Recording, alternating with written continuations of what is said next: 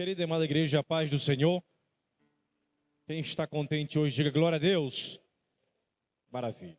Peço por gentileza os amados irmãos que trouxeram a Bíblia Sagrada. Abra em Romanos, capítulo de número 5. Carta de Paulo aos irmãos que se reuniam em Roma. Aos Romanos, capítulo de número 5. Versículo 1. Vamos juntos meditar nas Sagradas Escrituras. Quantos encontraram, digam amém. Quem não encontrou, diga EBD. Todos encontraram? Glória a Deus. A minha versão é a Nova Almeida atualizada, em A. Pode ficar sentado em nome do Senhor Jesus. Romanos capítulo 5, verso 1. Diz assim a palavra do Senhor. Justificados, pois, mediante a fé, temos paz com Deus por meio do nosso Senhor Jesus Cristo, pelo qual obtivemos também acesso pela fé a esta graça, na qual estamos firmes e nos gloriamos na esperança da glória de Deus. E não somente isto, mas também nos gloriamos nas tribulações, sabendo que a tribulação produz perseverança. A perseverança produz o que, igreja? Experiência. E a experiência produz esperança. Ora, a esperança não nos deixa decepcionados, porque o amor de Deus é derramado em nosso coração pelo Espírito Santo que nos foi dado. Quem tem o Espírito de Deus, diga glória a Deus. Louvado seja o Senhor. Com a Bíblia aberta ainda, curve a sua cabeça em nome do Senhor Jesus. Vamos orar neste momento. Eterno e soberano Deus, maravilhoso Pai, estamos mais uma vez em Tua presença para Te adorar, para bendizer e exaltar o Teu santo e poderoso nome. Fale aos nossos corações nessa noite, nesse culto especial de aprendizado da Tua palavra. Enche a nossa vida, enche o nosso coração, para que possamos dar o nosso melhor a Ti. E abra a nossa mente, para que possamos assimilar e aprender a verdade da Tua palavra. Que o poder do Teu Evangelho separe aquilo que nunca deveria ter se unido e una aquilo que nunca deveria ter se separado. É isso que nós Te pedimos, Senhor, pela autoridade do Teu nome, para todo sempre. Amém. Glória a Deus. Meus queridos irmãos, amada igreja, eu quero nessa noite iniciar um breve estudo das Sagradas Escrituras, partindo da doutrina mais importante da palavra de Deus. Quero falar a respeito da justificação. Eu peço a máxima atenção dos queridos irmãos. Quem tiver caderno, caneta, fique à vontade, anote e pergunte também. Eu gosto do culto de doutrina, onde nós dialogamos. Estamos aqui para crescermos juntos na graça e no conhecimento de Deus. Então, a máxima atenção. Peça para o irmão que está do seu lado, vamos juntos prestar atenção na palavra de Deus nessa noite, nesse momento. A primeira coisa que devemos entender, meus queridos irmãos, é que em nenhum momento da história da humanidade, o mundo ele presenciou o aparecimento de tanta literatura inestimável do que aquele que está num período de 45 a 100 anos antes de Cristo, ou melhor dizendo, depois de Cristo. Foram basicamente 55 anos empolgantes, anos inigualáveis, sublimes, onde o mundo ele foi presenteado com joias raras advindas do próprio Deus. Elas tomaram a forma de 22 cartas. Quantas cartas, igreja? 22 cartas, comumente conhecidas como epístolas do Novo Testamento. É assim que nós aprendemos. Tiago, Judas, Pedro, Paulo, eles foram escolhidos pelo Senhor para completar o seu maravilhoso manuscrito, a Bíblia Sagrada, que havia sido iniciado há quase 15 séculos antes no deserto de Moabe. Algo interessante para aprendermos é que a Bíblia é um livro centrado em Cristo Jesus. É a chave hermenêutica da Bíblia, é o Senhor Jesus Cristo. Agora, algo interessante para assimilarmos em nosso coração é que o Antigo Testamento é a preparação para a sua vinda. Observe isso.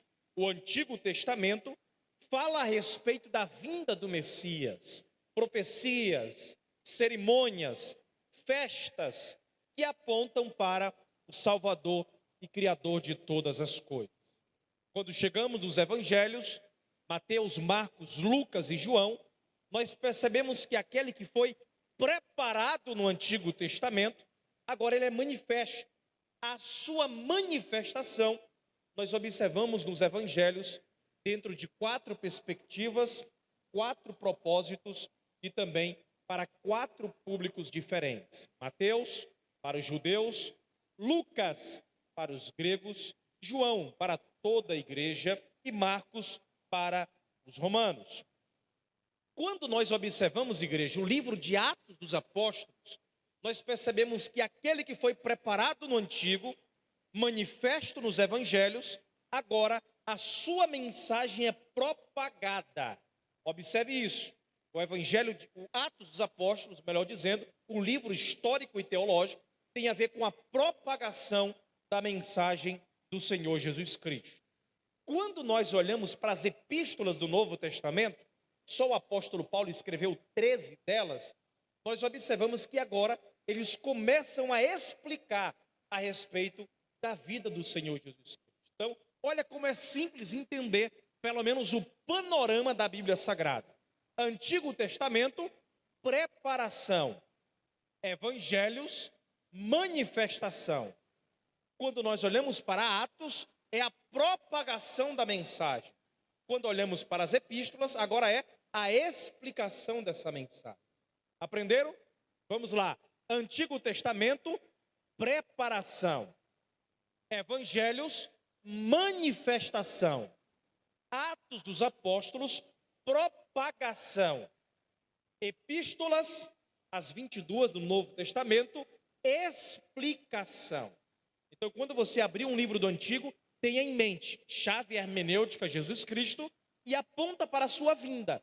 Quando você abrir os Evangelhos, tem a ver com a manifestação daquele que foi preparado no Antigo. Quando você olhar para Atos dos Apóstolos, você vai observar no capítulo 2, capítulo 3, no capítulo 1, a promessa da chegada da pregação do Evangelho até os confins da terra. Não é verdade? E quando olhamos para as epístolas de Paulo, as epístolas de Pedro, quando olhamos para as cartas de João, nós observamos que agora trata-se da explicação.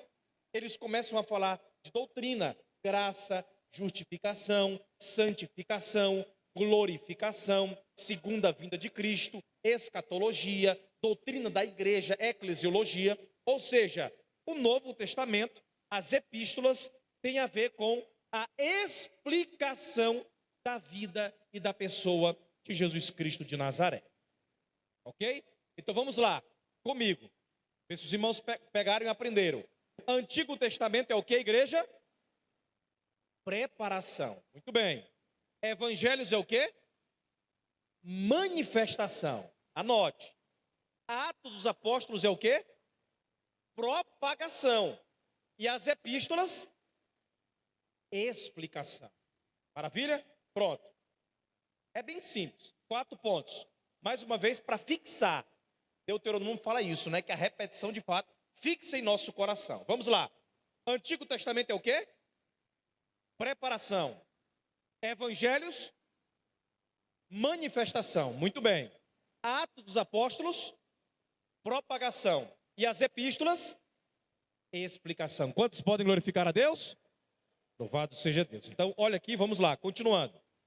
A maioria desses livros, as epístolas do Novo Testamento, observe isso, foi endereçada para congregações locais.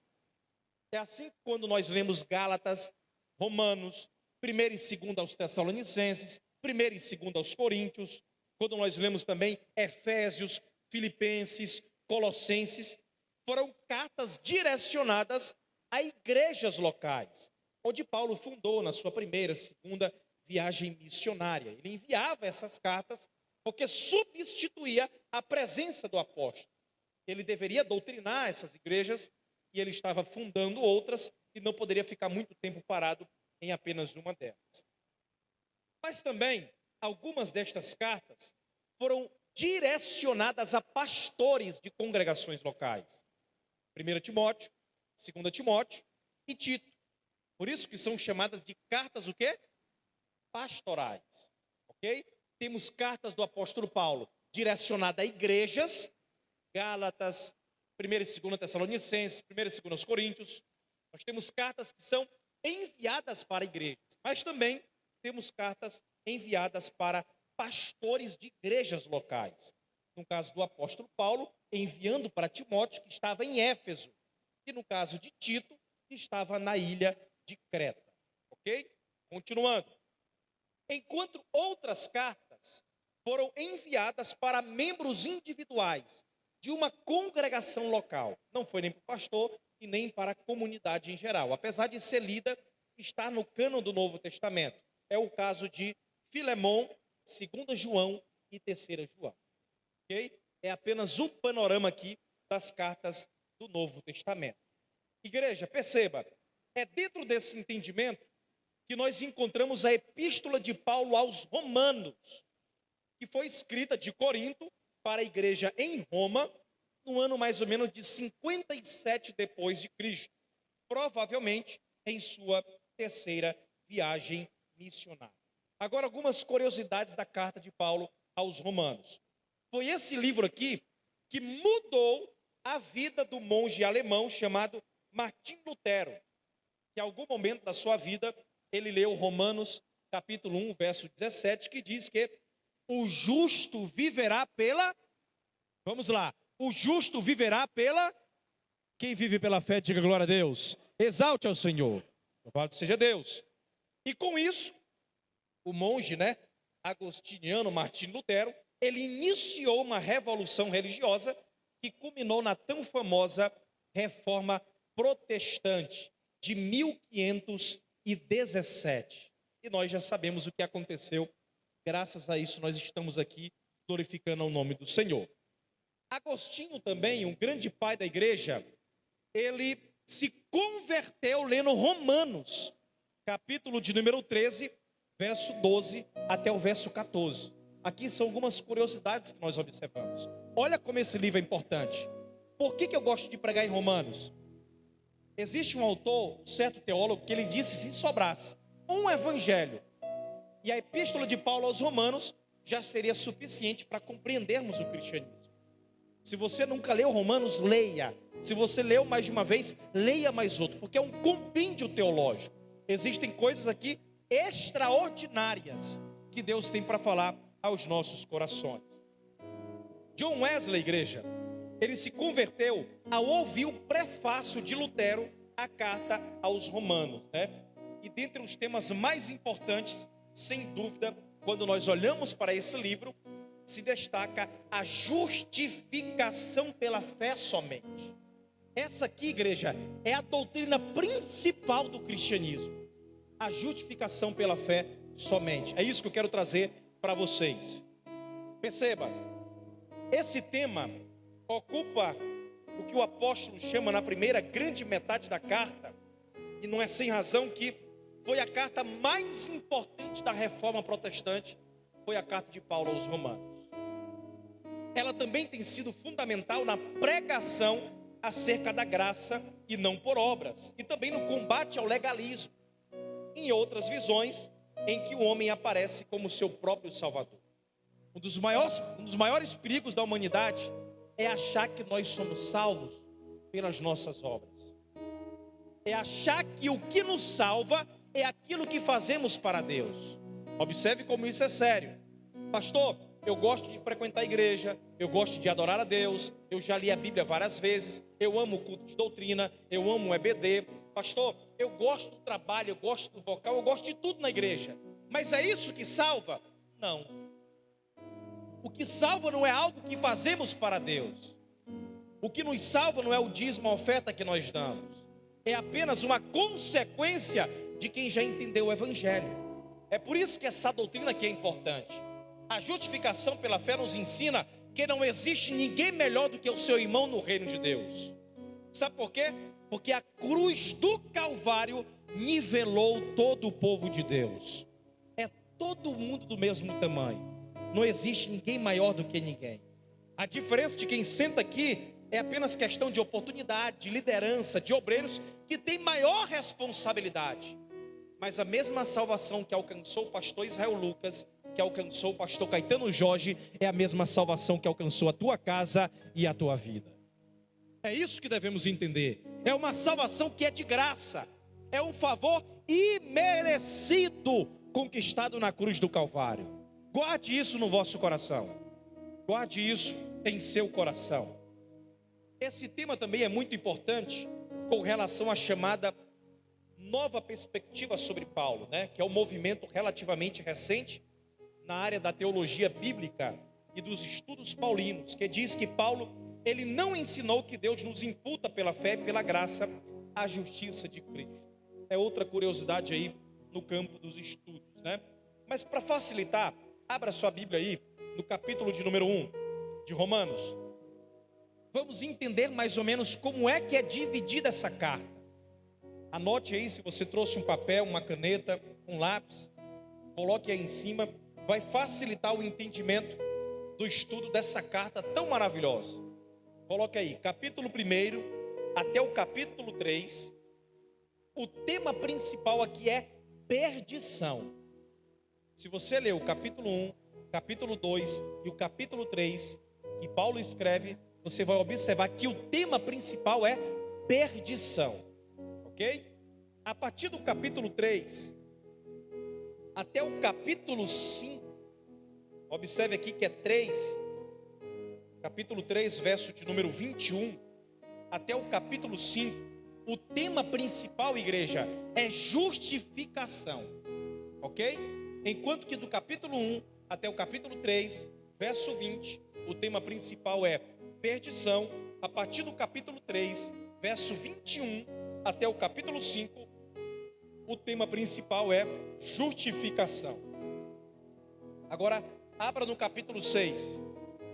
A partir do capítulo 6 até o capítulo de número 8, o tema principal que o apóstolo Paulo trata aqui é santificação. Ok? Capítulo 6 até o capítulo de número 8, o tema principal é santificação. A partir do capítulo 9, abra aí capítulo 9, até o capítulo de número 11, agora ele muda a tônica do assunto. Agora ele vai começar a falar de escatologia, que é a doutrina das últimas coisas. A partir do capítulo 9 até o capítulo 11, ele fala a respeito do futuro de Israel, ele fala da soberania de Deus, ele fala também de Deus e o seu povo. São coisas extraordinárias onde o apóstolo Paulo traz aos romanos e à igreja de Cristo. A partir do capítulo 12 até o capítulo de número 15, olha aí para a sua Bíblia, capítulo 12 até o capítulo de número 15, agora o apóstolo Paulo, ele vira a chave. Olha como é interessante isso. Capítulo 12, capítulo 13, capítulo 14 e capítulo 15, ele começa a tratar de questões práticas. Essa é uma característica do apóstolo Paulo. Olhe para mim, é uma das principais características do apóstolo. Se você ler as epístolas de Paulo, você vai observar que no começo dos primeiros capítulos, ele sempre trata de teologia, coisa profunda. Ele mexe mesmo ali no oceano teológico, porque afinal ele estava explicando a respeito da vida do Senhor Jesus Cristo. Mas nos capítulos finais, o apóstolo Paulo tem uma característica. Ele muda da teoria e agora ele começa a entrar na prática. Ele traz de questões mais práticas. E olha como isso é importante na nossa vida cristã. Não basta apenas saber muito de Bíblia. Não basta apenas decorar todas as 12 tribos, saber ali os anjos que aparecem, saber cada tema da teologia sistemática.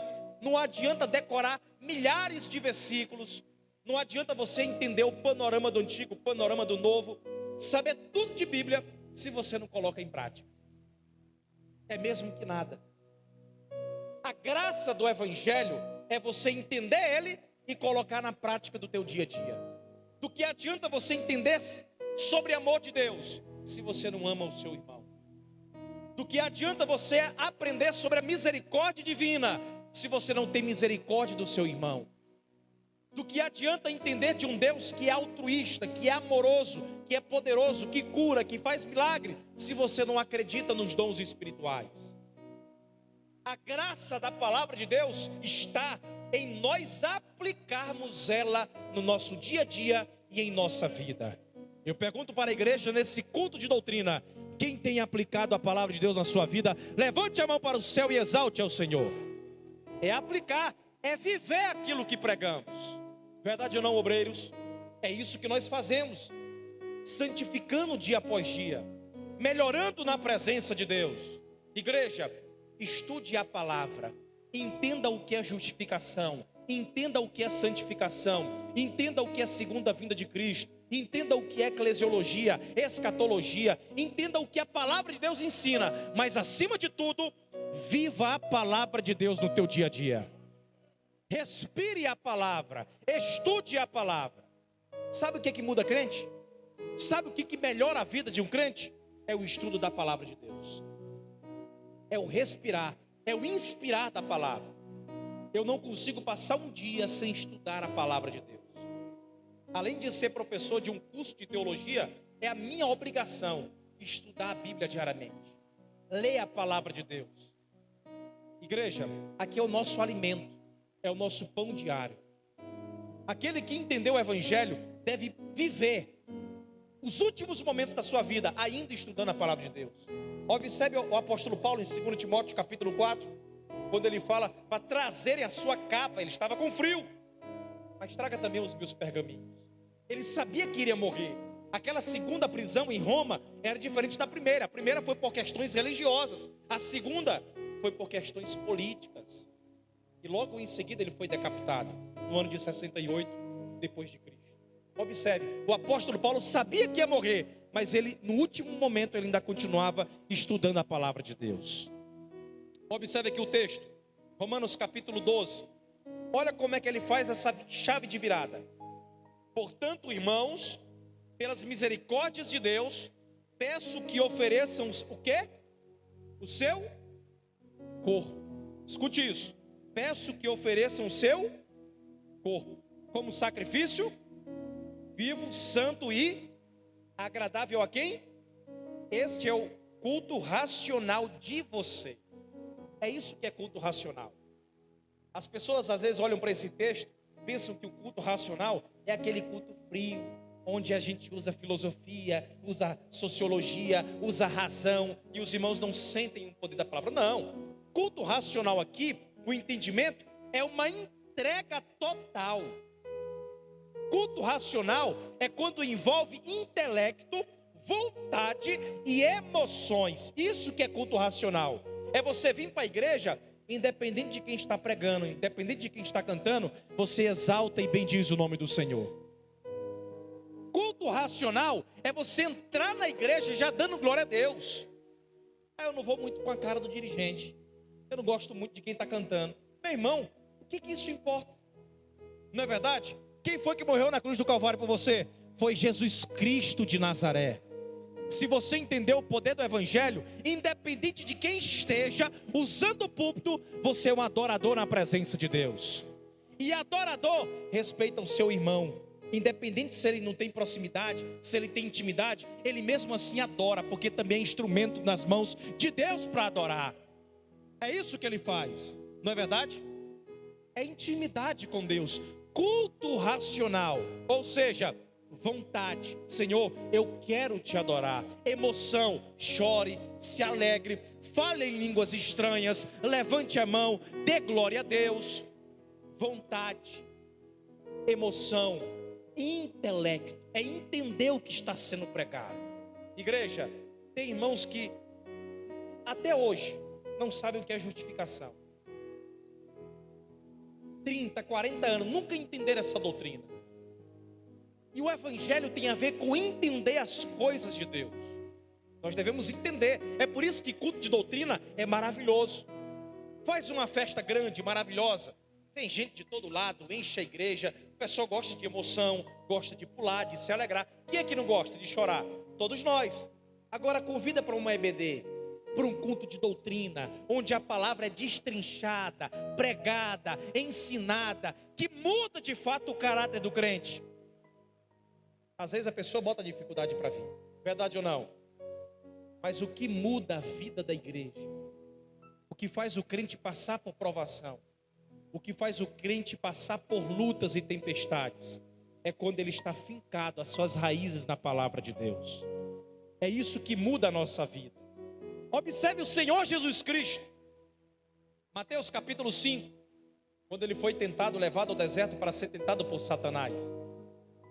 Se você mesmo é Deus, transforme isso aqui em pão. Essas pedras, transforme em pão. O que é que Jesus disse? Nem só de pão viverá o homem, mas de toda a palavra que sai da boca de Deus. Quantos querem escutar a palavra que sai da boca de Deus? Exalte ao Senhor, bendiga ao Senhor essa noite. Palavra que sai da boca de Deus é o que transforma a vida do crente para ser mais parecido com Deus que nos criou. Igreja, Deus nos conhece, Ele conhece o nosso coração. Deus, Ele conhece a nossa vida. Antes que a palavra saia na nossa boca, Ele já sabe o que nós iremos dizer. Ele conhece os fios da nossa cabeça. Foi Ele quem nominou as estrelas do céu. Ele sabe o nome de uma por uma. Isaías capítulo 41 fala que Ele transporta os oceanos na palma de suas mãos. Ele pega as ilhas como se fosse um punhado de terra. Esse Deus que nós servimos, Ele é poderoso, Ele é grandioso, Ele é extraordinário. Esse é o Deus que nós servimos. É um Deus de poder, é um Deus de misericórdia, é um Deus de paz, é um Deus de benevolência. É o seu conselho que muda a nossa vida e muda o nosso coração. Por isso que é importante nós meditarmos, nos aproximarmos e nos aprofundarmos na palavra de Deus. Infelizmente tem muitos ainda que pensam que o evangelho, o cristianismo é como se fosse o misticismo. Senhor, fala comigo hoje. Aí espera alguma coisa sobrenatural acontecer. Se o Senhor estiver falando comigo, que essa cortina mexa. Se o Senhor estiver falando comigo, que caia uma manga aí na minha cabeça. Tem gente que é assim, fica inventando coisa para Deus falar. Senhor, se isso é da tua vontade, que isso aconteça, que aquilo aconteça. Meu irmão, quer escutar a voz de Deus? Quem quer escutar a voz de Deus? De glória a Deus. Abra a tua Bíblia e conversa com Ele. Dobra o teu joelho e deixa Ele falar no teu coração por meio da palavra. A Bíblia diz que é para nós ruminarmos a palavra. O que é ruminar?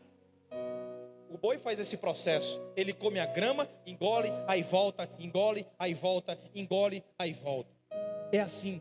Acorde pela manhã, ao invés de pegar o celular, pegue a sua Bíblia, aprenda um versículo bíblico e comece a ruminar ele durante o teu dia, para você ver se você não será abençoado na presença de Deus. É isso que muda a nossa vida, é isso que transforma a nossa caminhada e a nossa presença diante do Senhor. Capítulo 12 até o capítulo 15, questões práticas. No capítulo 16, observe aí, só o capítulo 16. Aqui o apóstolo Paulo, ele trata de questões que tem a ver com saudações. No capítulo 16, ele saúda mais de 25 pessoas. Observe aí, capítulo de número 16. Saudações aos conhecidos do apóstolo Paulo. Viu? Quem quer colocar o nome do seu filho aí, não tem a inspiração de nomes, é só ler o capítulo 16, viu? Capítulo 16 de Romanos, tem vários nomes aí maravilhosos. Ó, aqui, ó, Ampliato.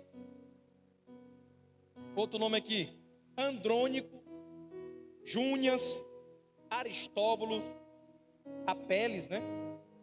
Estaques. São mais de 25 nomes aí que o apóstolo Paulo, ele começa a saudar os seus amigos, conhecidos. De fato, ele conhecia aquele povo ali, né? Então, ó, Filólogo, Júlia, Nereu, Rufo. Esse aqui não são muito bonitos, não. Trifena e Trifosa. Está no verso 12 do capítulo 16. Irmão, são mais de 25 nomes. Ele começa a saudar aí seus amigos e os seus conhecidos, ok? Então vamos lá, vou repetir. Capítulo 1 até o capítulo 3, perdição, ok? Até o verso 20. Capítulo 3, verso 21 até o capítulo 5, justificação. Capítulo 6 até o capítulo 8, santificação. Capítulo 9 até o capítulo 11, escatologia. Capítulo 12 até o capítulo 15, questões práticas. E por último, o capítulo 16, são apenas saudações aos conhecidos do apóstolo Paulo. Quem está comigo, diga glória a Deus. Vamos lá, continuando. O tema central de Romanos, escute isso, é a revelação da justiça de Deus. Vou repetir.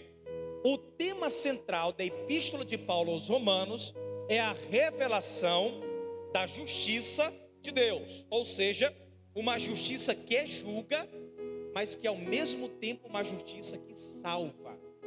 Olha como isso é extraordinário. Uma justiça que ao mesmo tempo julga o pecador, mas essa mesma justiça, ela nos salva. Um Deus que julga o pecado e ao mesmo tempo ele manifesta a sua misericordiosa salvação. Um Deus de justiça que dá o que nós merecemos, mas através do seu infinito amor, ele nos proporciona a sua salvação. Igreja, nós só estamos aqui nessa noite, nesse dia 28 de setembro, nessa quarta-feira, porque você foi alcançado pela graça de Deus. Se você está aqui nessa noite, é porque você é justificado na presença do Altíssimo. Se você entrou aqui nessa noite, independente da forma que você entrou, é porque o Senhor disse que você recebeu um favor imerecido da parte dele. Sabe o que nos mantém de pé? São as misericórdias de Deus que se renovam a cada manhã. É isso que nos mantém de pé. Porque as nossas ofensas, elas nos acusam e falam que nós não merecemos a graça e o poder de Deus. Agora, quando olhamos para a graça, nós percebemos: Senhor, eu não mereço o teu amor, eu não mereço a tua graça, eu não mereço a tua misericórdia, mas o Senhor rasgou o céu de glória, desceu aqui na terra, Senhor, morreu no meu lugar na cruz do Calvário, e agora eu tenho vida e vida em abundância em tua presença. Igreja, nós temos vida e vida em abundância. Vida, se você está aqui nessa noite, porque você tem vida na presença de Deus. É uma vida, não é uma vida simples, não é uma vida qualquer, não é uma vida que o mundo oferece de luxúria, prazer, concupiscência da carne. A vida do crente na igreja, quando vem tempestade, quando vem turbulência, quando vem sofrimento, aí é que ele glorifica mais na presença de Deus. Porque ele entendeu que a vida transformou ele naquilo que ele nunca poderia ser com as suas próprias forças. É isso que Deus faz conosco, é vida. Quem tem vida nessa noite, levante a mão para o céu, exalte ao Senhor. Só quem tem vida na presença de Deus é vida. É o que nós temos na presença do Senhor. Um Deus de justiça que dá o que merecemos, mas através do seu infinito amor, ele nos proporciona salvação. Romanos capítulo 5, verso 1. Foi apenas a introdução. Coloque aí, Carlos Jorge, por favor. Se tiver a Nova Almeida atualizada, NAA, é melhor. Romanos capítulo 5, verso de número 1. Diz assim a palavra do Senhor. Toda a igreja comigo, vamos lá. Olha aqui para o telão. Todos juntos. 1, 2, 3, já.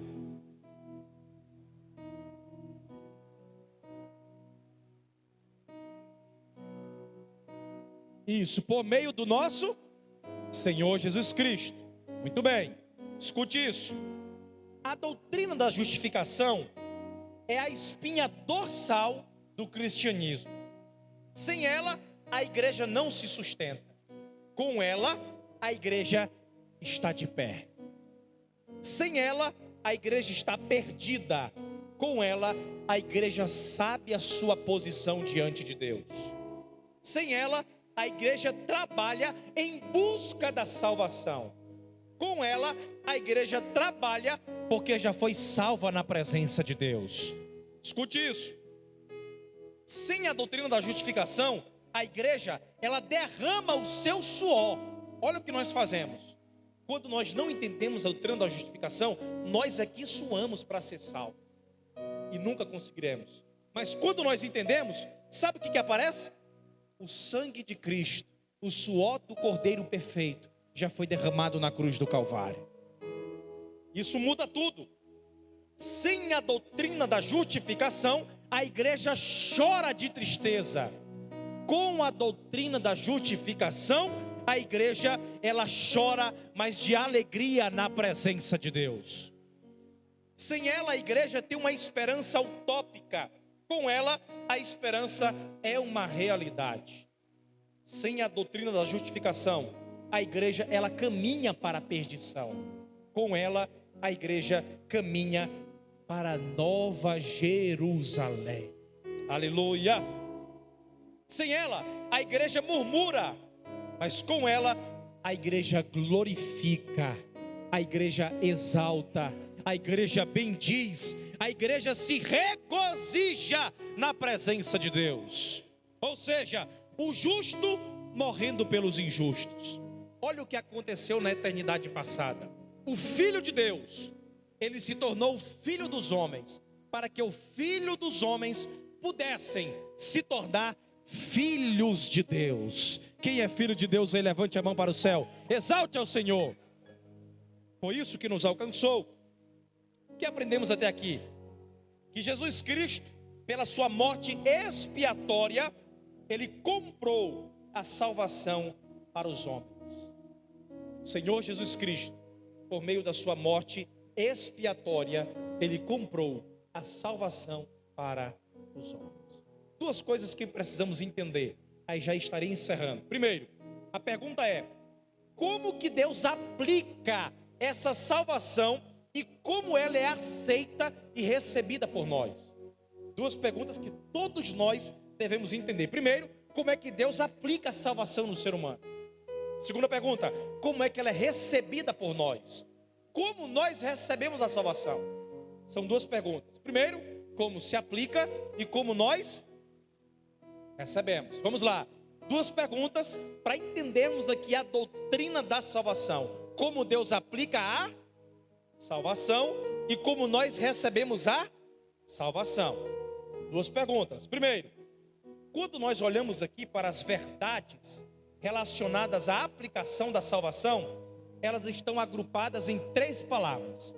Quantas palavras, igreja? Quantas? Três. Primeiro, justificação. Repita. 1, 2, 3. Não, bem alto. Só quem está vivo aí. Vamos lá. Primeiro, justificação. Segundo, regeneração. E terceiro, santificação. Vamos entender. Para que Deus aplique a salvação na vida do homem, tem que acontecer três coisas. Apesar de ser intercambiáveis e acontecer ao mesmo tempo, a divisão é apenas meramente didática. Vamos lá. Primeiro, justificação. Segundo, regeneração. Terceiro, santificação. Para que Deus aplique a salvação na vida do homem, ele primeiro faz o quê? Justificação. Segundo, regeneração. Terceiro, santificação. Quem é justificado, diga glória a Deus. Quem é regenerado, diga aleluia. Quem está se santificando, diga amém. Louvado seja Deus.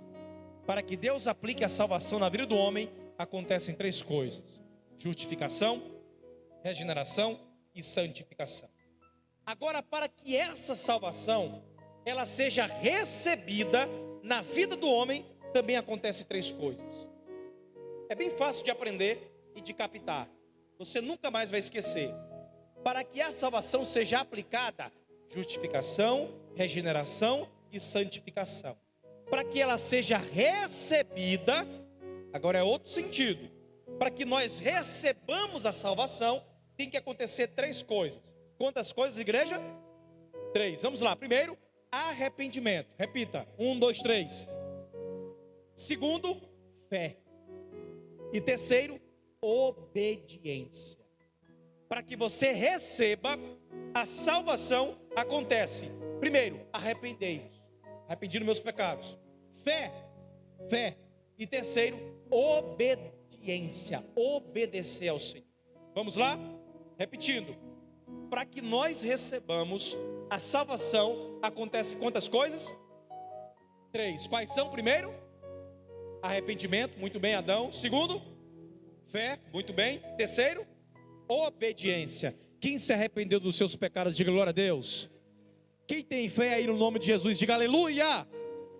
Quem obedece a sua palavra, exalte ao nome do Senhor. Pronto. Isso aqui, igreja, tem a ver com a salvação. Vamos lá? Estaremos encerrando. Primeiro, já aprendemos a respeito de preparação, propagação, manifestação, explicação. Eu pergunto para a igreja, já encerro.